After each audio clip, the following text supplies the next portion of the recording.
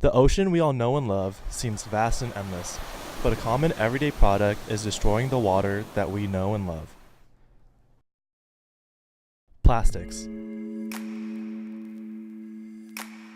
Plastics are polymers made from fossil fuels and are made to have a seemingly infinite lifespan, making them one of the most impactful pollutants on the planet. Plastics are light and capable of being caught in the wind and transported. Plastics are often littered and carried by wind through the environment, and wind is one of the few ways of weathering plastics and forming microplastics.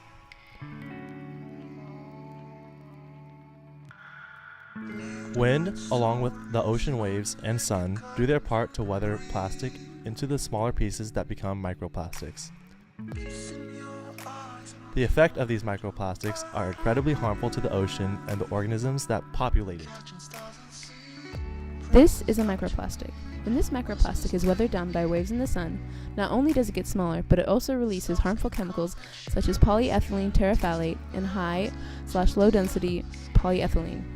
These chemicals are very persistent and can biomagnify up the food chain, meaning that when a small fish consumes or breathes in a chemically contaminated microplastic, the chemicals will be passed on to its consumer.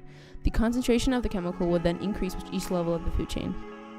These toxic chemicals make these already dangerous microplastics even more toxic to animals, causing problems in the reproductive and immune systems, or even death.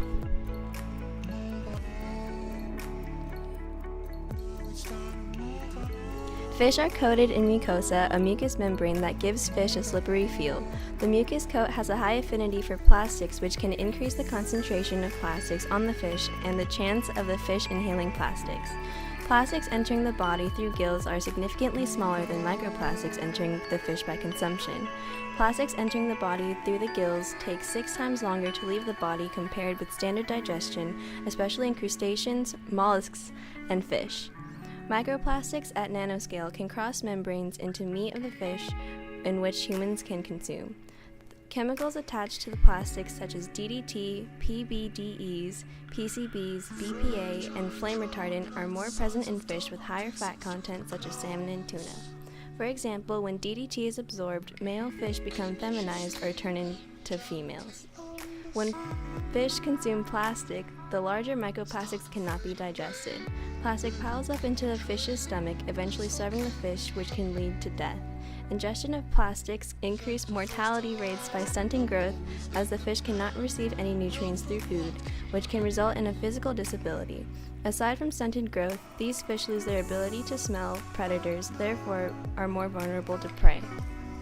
If contaminated fish are consumed, the leached chemicals can pass into humans, which can be directly linked to cancer, birth defects, immune system problems, and child development issues. For example, BPA interferes with the human hormonal function.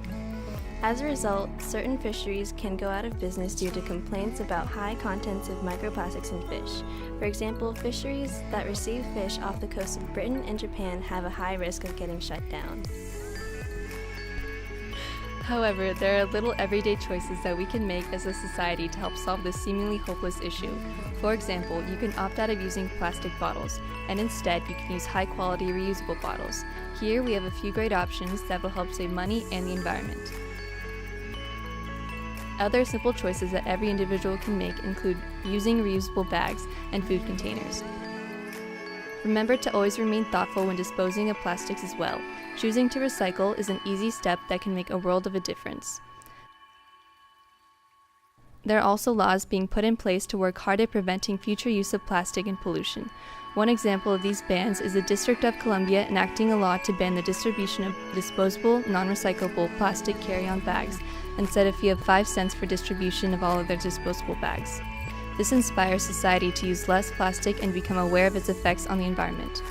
And although these mitigation strategies are incredibly helpful in the fight against plastic and pollution, there's only one way to ensure that plastics do not further harm the ocean, and that is prevention, the best strategy for keeping our ocean and our earth clean and safe.